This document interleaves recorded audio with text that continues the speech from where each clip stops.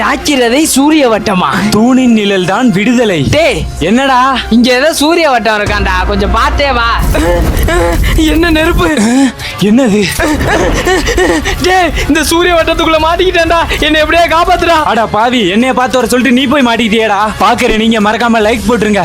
என்ன பண்றது, எல்லா பிரச்சனையும் என்னை தானே தேடி வருது. உள்ள ரொம்ப எரியுதாடா.